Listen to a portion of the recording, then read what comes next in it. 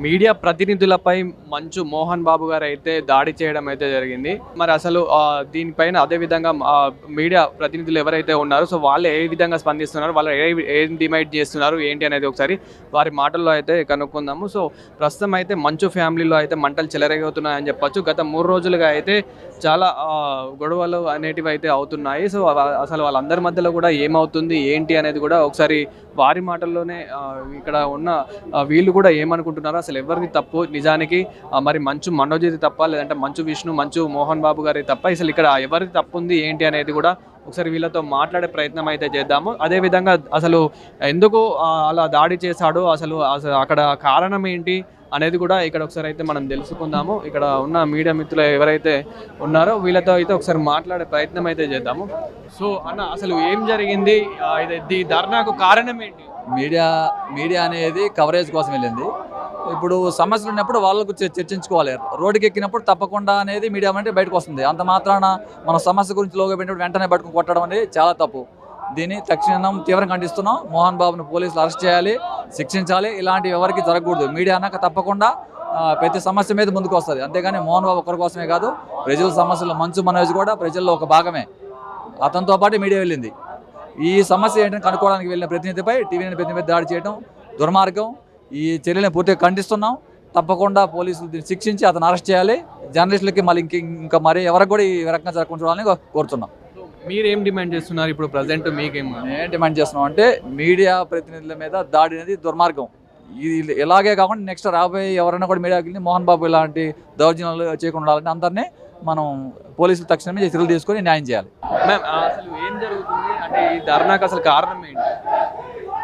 మా టీవీ9 వ్యక్తి మీద ఇలా చేయి చేసుకోవటం మోహన్ బాబు చట్టరీత్యా నేరం అని మా టీవీ9 ఎవరైతే మీడియా పీపుల్స్ ఉన్నారో అందరం కలిసి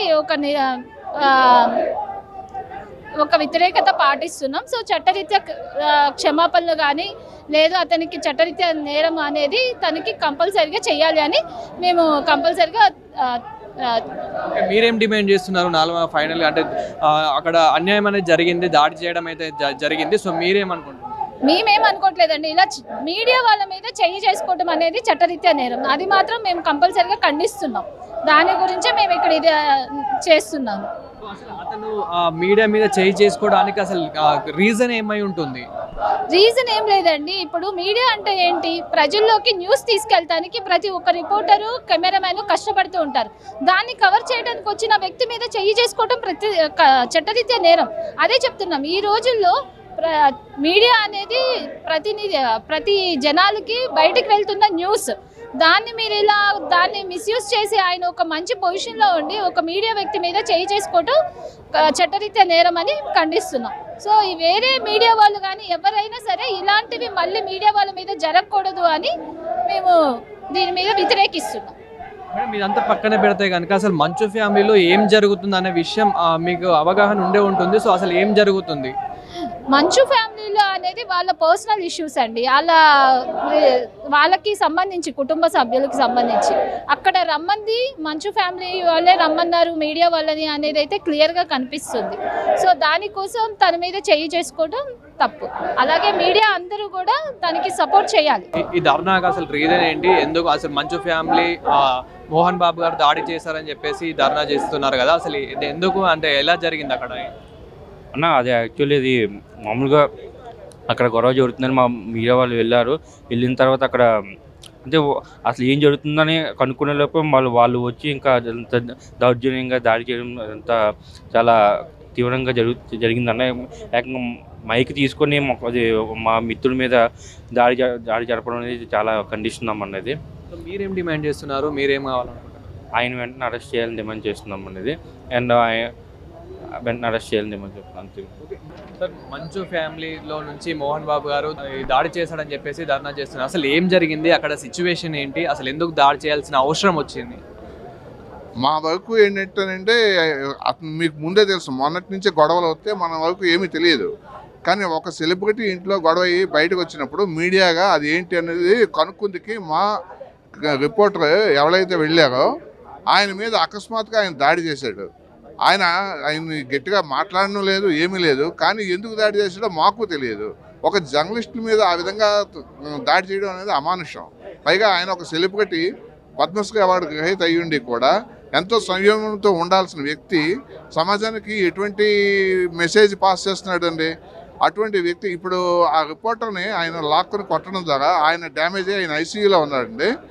సో అతనికి దీనివల్ల ఏంటంటే భయపెడుతున్నారా, జర్నలిస్టులు భయపెడుతున్నట్టు ఉంది కదా. అటువంటి పద్ధతి తగ్గించుకోవాలి. ఎందుకంటే ఈ ధోరణి ఉన్న వ్యక్తుల మీద తగిన యాక్షన్ తీసుకోకపోతే ఇక ప్రతి వాళ్ళు మీడియా మీద దండయాత్ర చేసే ప్రయత్నం చేస్తారు. మీడియా స్వేచ్ఛ అనేది లేదు ఇక్కడ. కాబట్టి అతని మీద తగిన చర్యలు తీసుకుంటే కనుక కొంత ప్రజలకు కూడా నమ్మకం ఉంటుంది గవర్నమెంట్ మీద.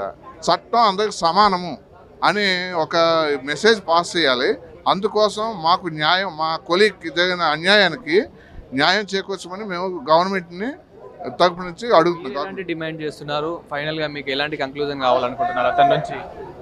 అందరూ మంచిగా ఉండాలండి. ఆయన తన గొడవలన్నీ సమసిపోయి మీడియా ముందుకు వచ్చినప్పుడు కొంత కంట్రోల్డ్గా మాట్లాడితే బాగుండేది. ఇలా దండయాత్రలు చేసి మమ్మల్ని భయపడదాం అనుకుంటే అది సినిమాలో గుండాయిజంగా ఆయన పనికొస్తుందేమో విలన్గా, కానీ నిజ జీవితంలో ఆయన విలన్గా ఉండడం మా ఎవరు కూడా హర్షించే విధానం కాదు. సో మేము అయితే జరిగింది అయింది కాబట్టి ఆయన మీద తగిన యాక్షన్ తీసుకుంటే కనీసం కొంతలో కొంత మాకు ఉపశమనంగా ఉంటుంది. ఎందుకంటే మాకు కొలీగ్ ఇప్పుడు ఆయన హాస్పిటల్లో ఉన్నాడు, ఐసీయూలో ఉన్నాడు. అంటే ఎంత స్ట్రాంగ్గా ఆయన దాడి చేశాడు చూడండి. అది అన్ఎక్స్పెక్టెడ్గా చేసిన దాడి కూడా కాదు, అది అదేదో ఇంటెన్షనల్గా చేసినట్టుగా కొట్టాడు. ఆయన ఎముకలు క్రాక్ ఇచ్చినాయి ఏకంగాను, అంత గట్టిగా కొట్టాడు ఆయన. సో అటువంటి పద్ధతి తగ్గించుకోవాలని మేము అడుగుతున్నాం. అలాగే తగిన శిక్ష కూడా గవర్నమెంట్ తరపు నుంచి ఆయనకి ఇమీడియట్గా వేయాలి. పెద్దవాడు చిన్నవాడిని చూడకూడదు. న్యాయం అందరికీ ఒకటే. సో ఇక్కడ ఇన్ కేస్ అక్కడి నుంచి తప్పు జరిగినట్లయితే కనుక అతనికైతే శిక్ష పడాలని మేము కూడా కోరుకుంటున్నాము. అదేవిధంగా అసలు మంచు ఫ్యామిలీలో ఏం జరుగుతుంది, అసలు ఎవరిది తప్పని మీరు అనుకుంటున్నారు? అంటే అవన్నీ మేము చెప్పమండి. ఎందుకంటే అది కనుక్కుందుకే మేము వెళ్ళాము యాక్చువల్గా. అది వాళ్ళు చెప్పాలి. కానీ మేము ఎక్స్పెక్ట్ చేసి ఏదో ఊహాగానాలు చెప్పాలి అనేది మాది కాదు. ఎందుకంటే మీడియా అంటే నిజాల్ని బయట పెట్టాలి, అంతేగాని మన ఊహాలను పెట్టడం కాదు. అది కనుక్కుందుకు వెళ్ళేందుకే ఆ దాడి జరిగింది. కానీ నిజాలు ఏంటి అన్నది వాళ్ళే చెప్పాలి. ఇంకా మాకు నిన్న ఆ ఇన్సిడెంట్ వల్ల మేము కనుక్కోలేకపోయాము. సో ఇంకా ఏదైనా ఉంటే మీరు రాబోయే రోజుల్లో మీకు తెలుస్తాయి నిజాలు. సో చూస్తున్నాం కదా ఇది పరిస్థితి. అయితే ఇక్కడ మనకు వచ్చేసి నిన్న జరిగిన ఏదైతే సంఘటన ఉందో అక్కడ మంచు ఫ్యామిలీకి ఫామ్ హౌస్ ఏదైతే ఉందో అక్కడికైతే కవర్ చేయడానికైతే మీడియా మిత్రులు అయితే వెళ్ళడం అయితే జరిగింది. మీడియా ప్రతినిధులు అక్కడికి మంచు మనోజ్ తరపున అయితే వెళ్ళడం అయితే జరిగింది. అంటే అతను ఇన్ఫర్మేషన్ ఇవ్వడం ద్వారానే అక్కడికి వెళ్ళడం జరిగింది. అయితే అక్కడ మోహన్ బాబు గారు నేను చెప్తున్నట్టే చెప్పి అలా అతని ఇది మైక్ తీసుకొని అక్కడ దాడికి పాల్పడ్డట్టు కూడా మనమైతే విజువల్స్లలో చూస్తున్నాము. సో అదే విధంగా అక్కడికి పాల్పడ్డ తర్వాత అతనికి క్షమాపణ చెప్పాలని చెప్పేసి అయితే సిపి నుంచి అక్కడున్న పోలీస్ స్టేషన్ ఏదైతే ఉందో రాచకొండ పోలీస్ స్టేషన్ సిపి నుంచి అయితే విచారణకి రావాలని చెప్పేసి అతనికైతే కంప్లైంట్ వెళ్ళడం అయితే జరిగింది. అదేవిధంగా అతను అస్వస్థతకు గురై ఇప్పుడు గచ్చిబౌలి హాస్పిటల్లో అయితే చేరినట్లయితే తెలుస్తుంది మోహన్ బాబు గారు అయితే. అదేవిధంగా ఎవరినైతే దాడి చేశారో సో అతను కూడా ఇప్పుడైతే హాస్పిటల్ ఐసీయూలో ఉన్నారని చెప్పేసి కూడా మాట్లాడుతూ ఉన్నారు.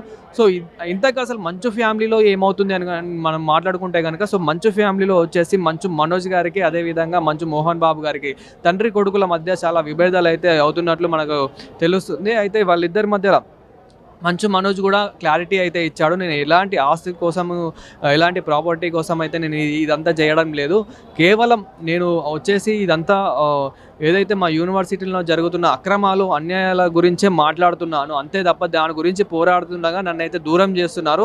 సో నేను ఇదంతా ఇక్కడితో ఆపను, నేను ఎక్కడికైనా వెళ్ళడానికి రెడీ అని చెప్పేసి మంచు మనోజ్ అయితే అలా మాట్లాడుతూ ఉన్నారు. అదేవిధంగా మంచు విష్ణు దీని మీద అయితే ప్రతి ఒక్క కుటుంబంలో ఇదన్నీ సహజమే అంటూ కొంచెం అలా మాట్లాడుతూ ఉన్నారు. అదేవిధంగా మంచు లక్ష్మి గురించి మాట్లాడుకుంటే కనుక బాయ్ హైదరాబాద్ అని చెప్పేసి నిన్న ఇన్స్టాగ్రామ్లో కూడా స్టోరీ పెట్టడం అయితే జరిగింది.